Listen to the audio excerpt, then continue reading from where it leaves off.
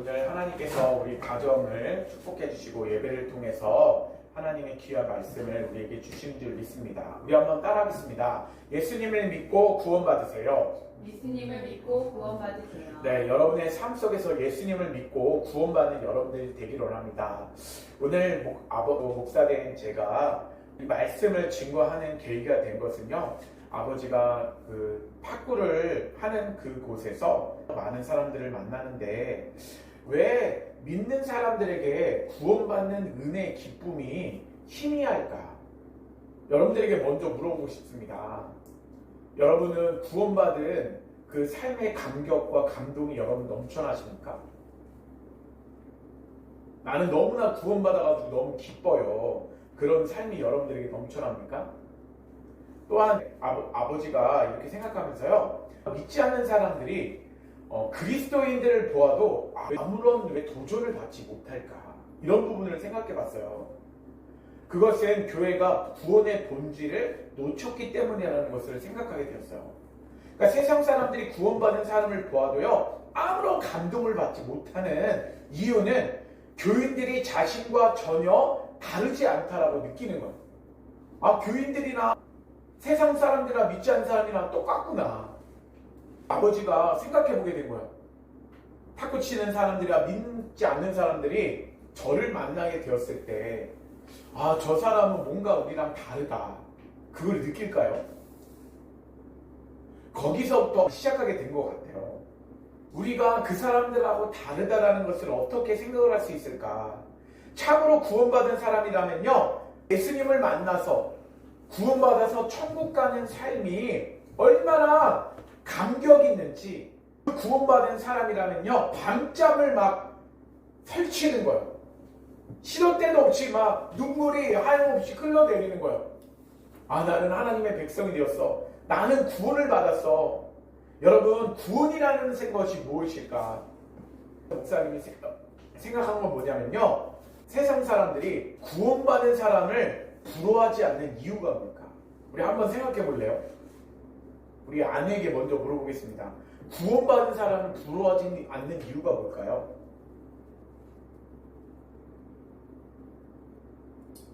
천국에 대한 확신이.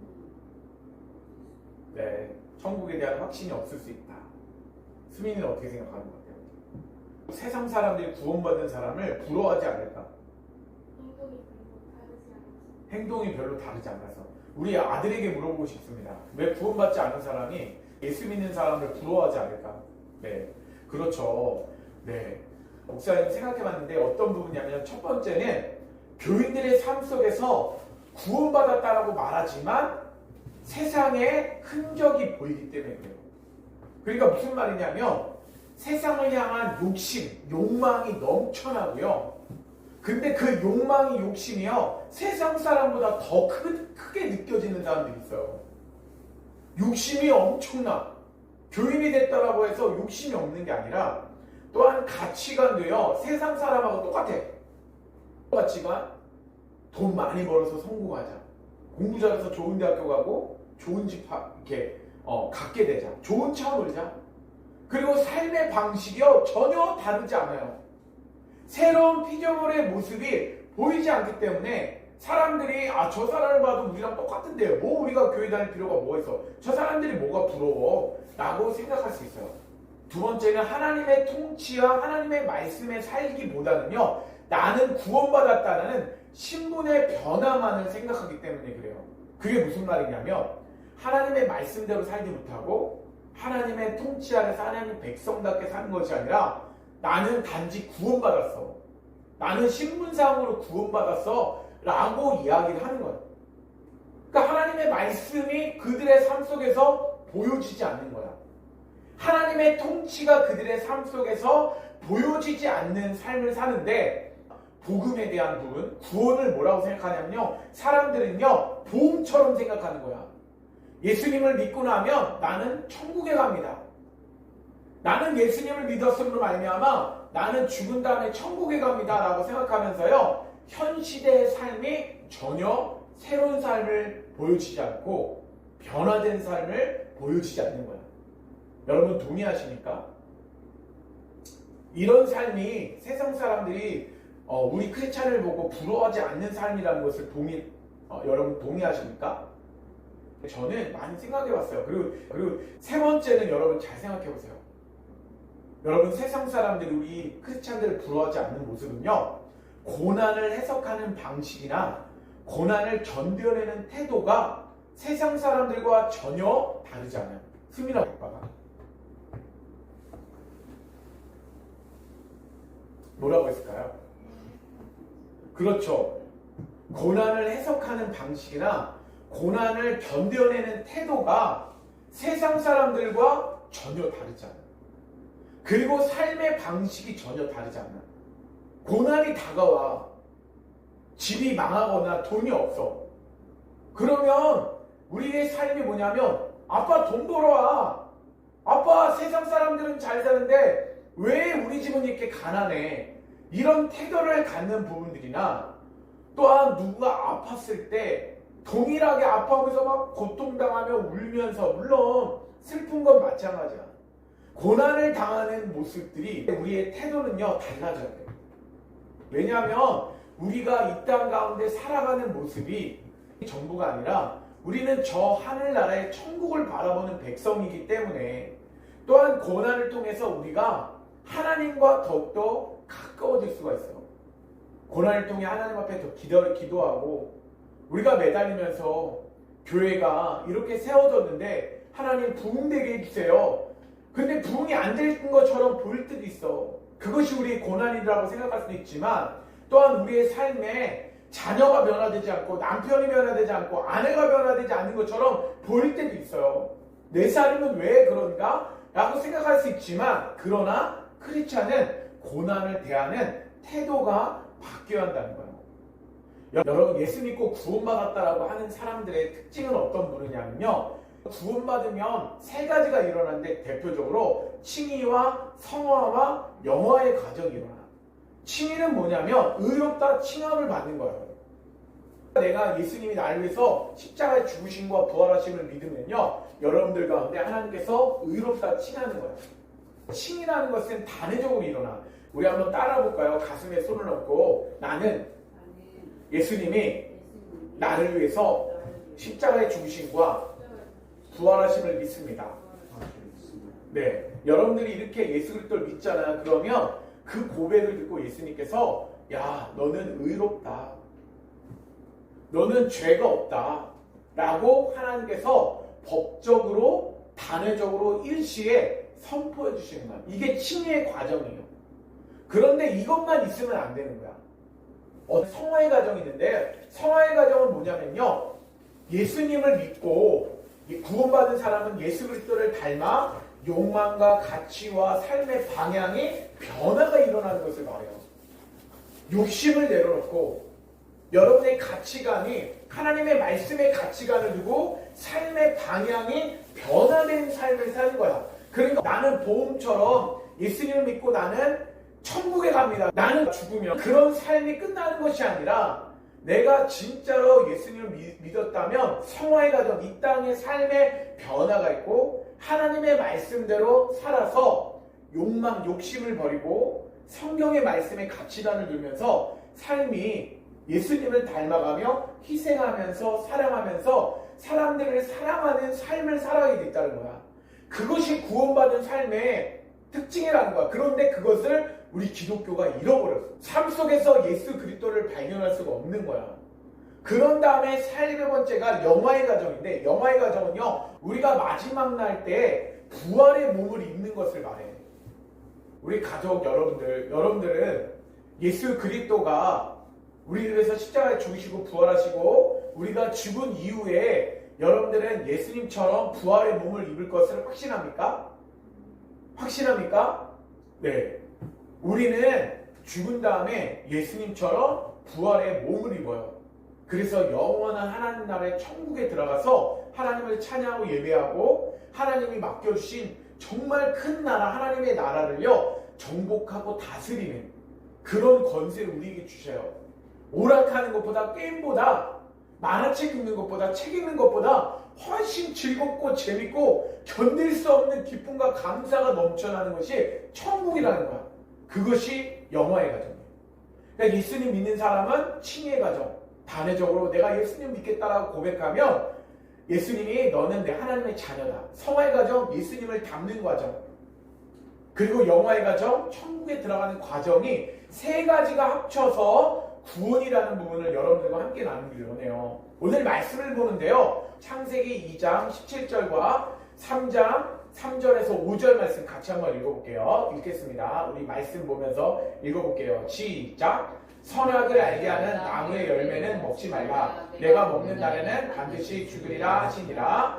동상 중앙에 있는 나무의 열매는 하나님의 말씀에 너희는 먹지도 말고 만지도 말라. 너희가 죽을까 하노라 하느니라. 뱀이 여자에게 이르되 너희가 결코 죽지 아니하리라. 너희가 그것을 먹는 날에는 너희 눈이 밝아져 하나님과 같이 되어 선악을 알 줄을 하나님이 아시느니라. 여러분 생각해보세요. 하나님께서요 아담과 하에게 말씀하셨어. 선악을 알게 하는 나무의 열매는 먹지 말라. 먹는 날에 어떻게 된다고요? 반드시 죽는 거야. 그런데 우리가 생각해보면요 이런 질문하는 사람들이 있어요. 왜 선악과를 에덴 동산 중앙에 만들었을까? 하나님이 선악과를 만들지 않았으면 인간이 타락하지 않았을 텐데 왜 선악과를 만들어가지고 에덴 동산에 만들어서 인간이 타락하게 만들었을까? 왜 그랬을까요? 여러분 잘 생각해봐야 돼. 선악을 알게 하는 나무를요 먹는 것이 그렇게 잘못은 아닐 수도 있어요. 도덕적으로 우리가 다른 사람의 것을 훔쳐서 먹는 것에 대해서 그것이 막 지옥 간다라고 볼 수는 없을 수 있어요. 그런데 이 말씀은 무엇이냐면 하나님의 말씀에 불순종하는 게 문제인 거예요. 하나님의 말씀 가운데 하나님이 선악을 알게 하는 나무는 먹지 말라라고 말씀하셨는데도 불구하고 그것을 반역한 게 뭔 거예요? 불순종하면서 반역한 게. 왜 그러냐면요. 선악을 알게 하는 나무를 왜 먹지 말라고 했을까요? 그것을 에덴 동산에 그것을 세우면서요. 하나님은요. 저것을 보면서 내가 살아있다. 하나님의 말씀에 순종하는 사람이 되어야 된다는 것을 그것을 기념하기 위해서 선악을 알게 하는 나무를 세우셨어요. 왜 그러냐면 여러분 선과 악을 구분할 수 있는 건 누구의 영역일까요? 누구의 권한일까요? 악을 구분할 수 있는 건 사람의 권한이 아니고 사람의 영역이 아니에요. 누구의 영역일까요? 하나님의 영역이에요. 아 이것은 선하다, 이것은 악하다 라고 하는 것은 하나님의 영역인데 그런데 그 영역을 누가 그 영역을 침범했냐면요 반역했냐면요 사람이 반역하게 된 거야. 무슨 말이냐면 오늘 말씀처럼 반드시 죽으리라 얘기를 했는데 하와가 그것을 어떻게 해석을 했냐면요 너희는 먹지도 말고 만지도 말라. 너희가 죽을까 하노라. 죽을까 하노라는 뭐냐면요 죽을 수도 있고 안 죽을 수도 있다라는 거야. 여러분 하나님께서 하와에게 말했을 때 반드시 죽으리라 얘기했지만 뱀이 물어본 거야. 너 왜 저거 먹으면 안 돼? 그랬더니 죽을 수도 있어. 그런데 안 죽을 수도 있어. 이렇게 하니까 그 뱀이 여자에게 다가가서 얘기하는 거예요. 너희는 결코 죽지 않는다. 네가 그것을 먹어도 죽지 않아. 그러면서 너희가 먹는 날에는 너희 눈이 밝아져서 하나님과 같이 된다는 거야. 하나님과 같이 된다는 게 뭐냐면요. 선악을 알 줄을 아시느니라. 선악을 구분할 수 있는 건 하나님의 권한인데 인간이 하나님같이 되려고 하는 게 어떤 모습이라고요? 선악을 구분하는 모습인 거야. 이 모습은 선악을 구분할 수 있는 것은 하나님의 영역인데 하나님과 같이 되어서 교만하게 되어서 바로 선악을 알게 하는 나무를 따먹게 된 거예요. 근데 우리가 기억해야 될 것은 뭐냐면요. 목사님 한번 얘기한 적이 있는데 여러분 선악과를 따먹고서 하나님과 같이 된 게 있어요. 뭐가 하나님과처럼 됐을까요? 하나님처럼 된 거는요. 생각만 하나님처럼 된 거예요. 전지전능한 능력, 모든 것을 알고 있고 모든 것을 행할 수 있는 능력이 하나님 앞에 있는데 그런데 그것이 우리에게도 있다라고 생각하는 거야. 그리고 나는 모든 것에 존재하고 모든 것을 할 수 있다라고 하는 그런 능력이 사람들에게 있다라고 생각만이 변화된 거야. 그것이 뭐라고 얘기하냐면 신학적 용어로 교만이라고 해요. 교만.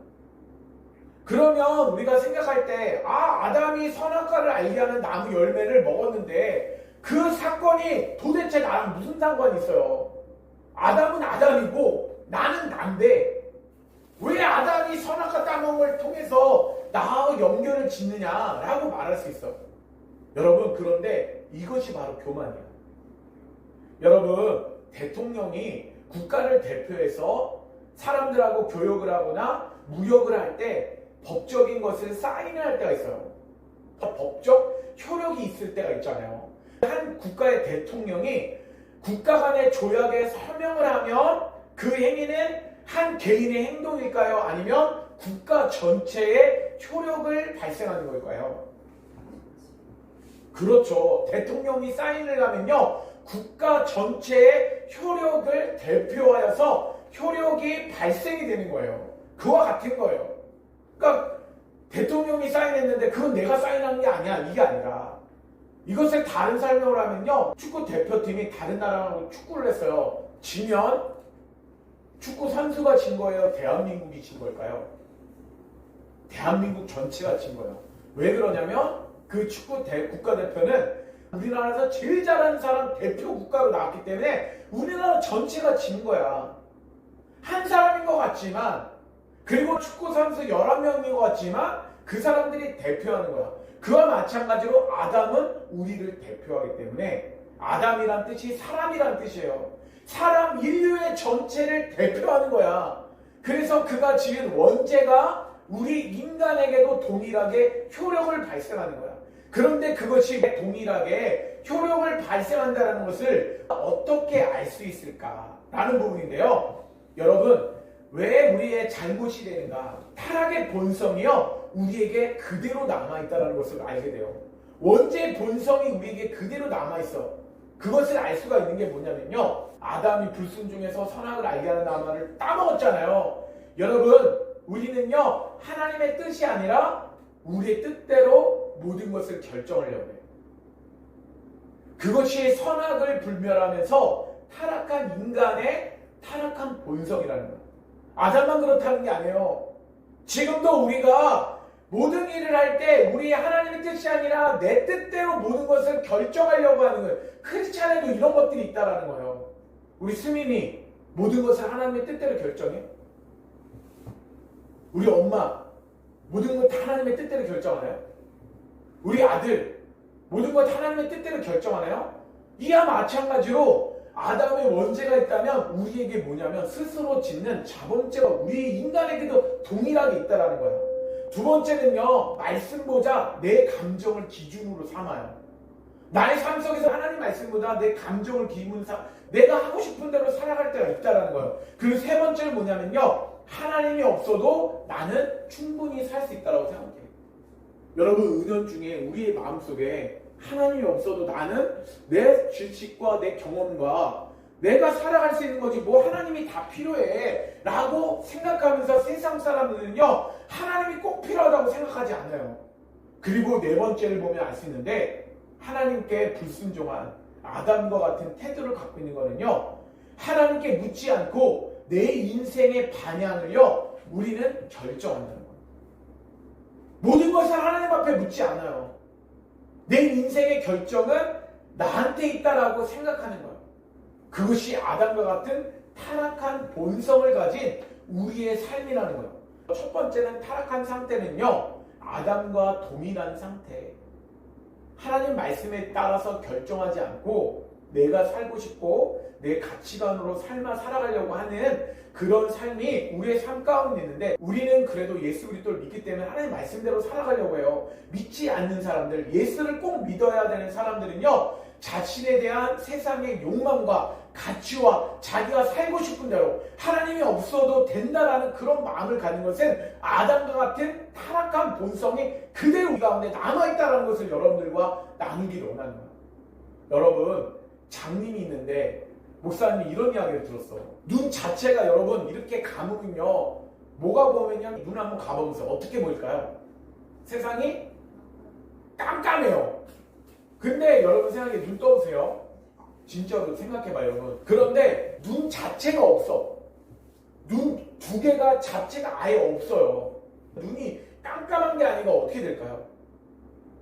눈 자체가 없는 사람은요, 세상이 까만색인지도 몰라요. 아예 색깔조차 그들은 몰라요.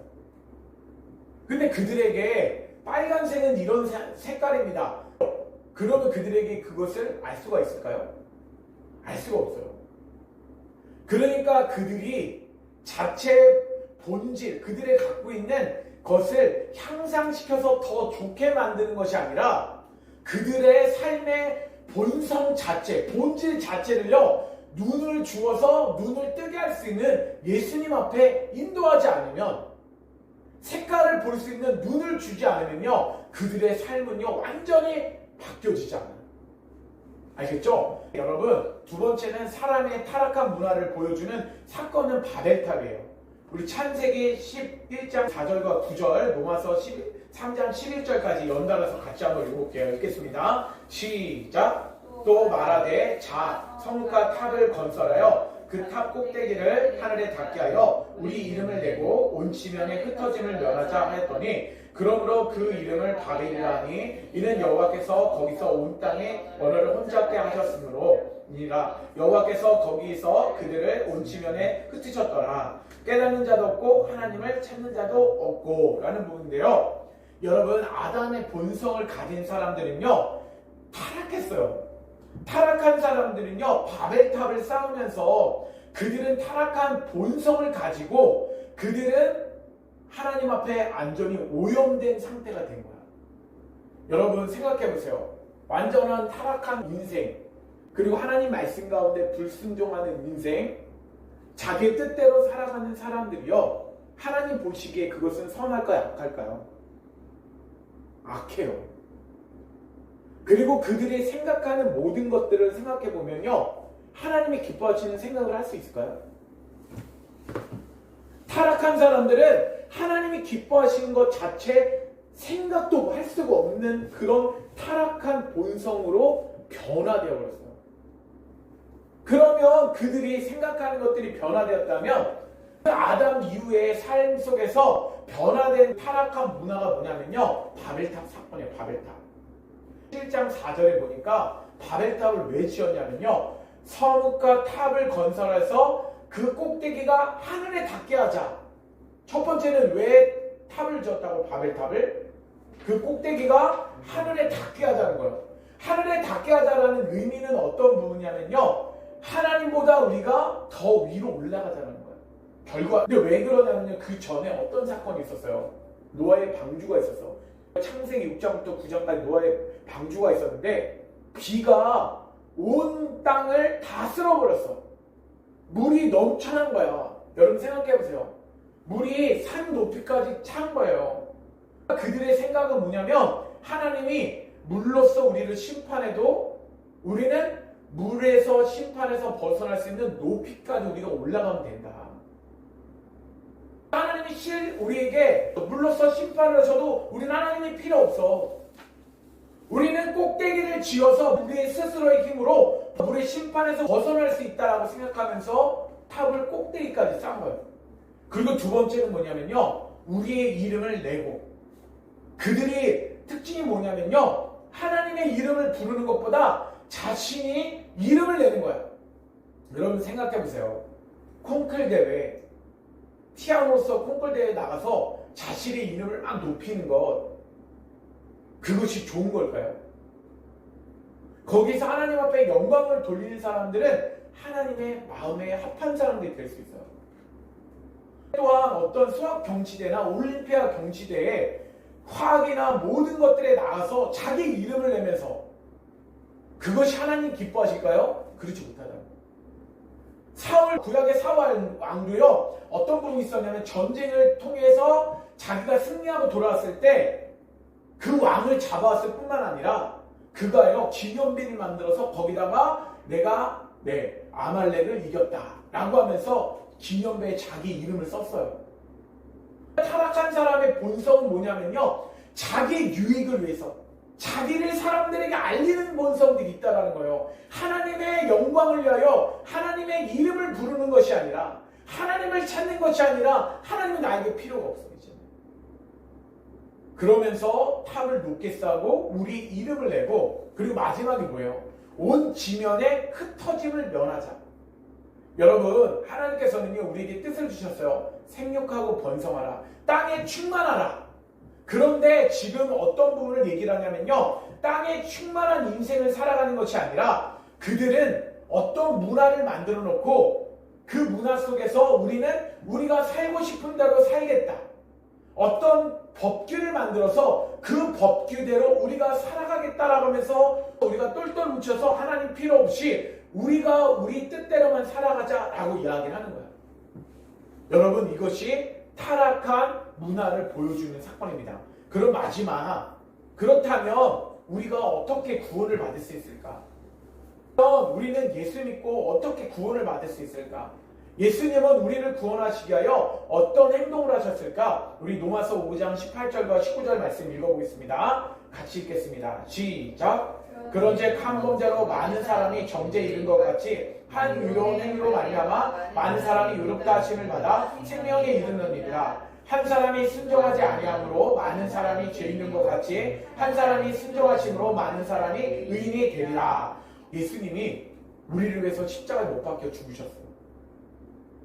그러면 아담의 원죄, 하나님을 찾지 않고 자기의 욕망대로 욕심대로 살아가는 그런 삶이, 그러면 그 사람하고 예수님이 십자가에 못 박힌 사건이 어떤 연관이 있을까? 오늘 말씀해 보니까 아담의 한 범죄로 많은 사람의 정죄에 이르렀어. 죄인이 되었다는 거야.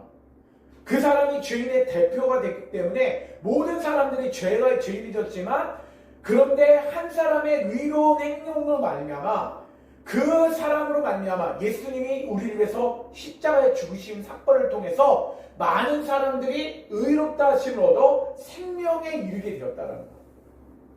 여러분 예수님이 우리를 위해서 십자가에 죽으신 사건을 우리가 믿고 예수님 앞에서 예수님 저의 죄를 회개합니다. 예수님 저의 죄를 용서해 주세요 라고 얘기를 하면요. 우리의 죄가 죄의 본성이 다 어디로 옮겨가냐면 십자가의 앞에 다 옮겨가는 거야. 그래서 그것을 전가라고 하는데 우리를 위해서 대신해서 한 분이 우리의 죄를 받을 수 있도록 십자가에서 죽으신 거야. 우리가 회개하고 그 예수님을 믿으면요. 그 의로운 행위로 말미암아 예수님의 십자가에서 대신 지셨기 때문에 그 죄가 없어지는 거야. 그러니까 우리가 예수님을 믿겠습니다. 나의 구원주로 받아들이겠습니다. 그러면 법적인 용어로 땅땅땅 선포하면서 칭의 너에겐 죄가 없다. 그런데 예수님은 우리에게 말씀하죠. 뭐라고? 성화. 예수님을 믿고 예수님을 닮아가는 삶을 살아라. 하나님의 말씀대로 살아라. 너희의 욕심대로 살아가는 것이 아니라 하나님의 영광을 위하여 살아가라. 그것이 무엇이냐면요. 자녀에게 부모님은 신앙을 전승해야 돼. 그리고 자녀들은 하나님 말씀대로 살아가면서요. 또 세상 사람들에게 하나님의 말씀을 가르치고 그들을 제자 삼아야 돼. 그런데 그의 삶 속에서 중요한 건 뭐냐면요. 예수님이 우리 위해서 희생하고 사랑하신 것처럼 우리도 남을 위해서 희생하고 사랑할 수 있는 그 사랑의 마음을 가져야 되는 거야. 그래서 19절 말씀에도 한 사람이 순종하지 아니함으로 많은 사람이 죄인 된 것 같이 한 사람이 순종하심으로 많은 사람이 의인이 되었다. 여러분 이것은요. 예수님을 믿으면 우리의 삶에요. 우리의 본질 자체가 바뀌어지는 거야. 어떻게 바뀌어지냐면요. 죄인이 의인 되었다는 거야. 그러니까 고린도전서 5장 17절 이런 말씀을 해요. 우리 한번 따라하겠습니다. 그리스도 안에 있으면 새로운 피조물이라. 그러니까 여러분 인간이요 완전히 바뀌게 되는 것을 말해요. 본질 자체가 이제는 새로운 피조물로 바뀌었어요. 하나님의 백성으로 바뀌었어. 우리는 죄인된 삶이 아니라 우리는 아담의 죄가 아니라 이제는 선악과를 타먹었던 그것에서 벗어나서 이제는 우리가 예수 그리스도가 나를 위해서 십자가에 죽으심을 믿고 그 앞에서 회개하고 하나님의 말씀대로 살아갈 때 나는 새로운 피조물로서 이 땅에서 하나님의 뜻대로 살아가면서 타락하기 전에 아담과 같이 하와 같이 그 본질 자체가 변화되는 거야. 그러니까 여러분 예수 그리스도 안에 있을 때요, 여러분들이 삶에 고난을 대하는 태도가 바뀌어져. 기쁨과 감사가 넘쳐나고요, 새로운 피조물로서 여러분들이 살아가요. 결론적으로 어떤 생각을 했는데, 탁구장에서 아빠가 좀 욕심이 많은 것 같아요. 어떤 욕심이 많냐면, 탁구 게임을 하면 거의 절대 안 지려고 그래. 그러면 아빠한테 한 분이 서선생님인데, 그분이 뭐라고 하냐면, 아 목사님, 때로는 한 판씩 져주면 조금 목사님 나을 것 같은데 왜 한 판도 안 주냐고 저한테 그럴 때가 있어요. 근데 목사님은 어떤 분은 탁구 코치가 다 5판 3승에서 한 세트 진다고 지는 게 아니거든요. 근데 아빠는 한 세트도 잘 안 지고 점수를 거의 잘 안 주려고 해요. 근데 그 모습을 보면서 사람들이 어떻게 아빠를 생각할까, 목사님 나를 생각할까, 이런 생각을 좀 해봤어요. 여러분, 너무 욕심을 갖지 않는 거야.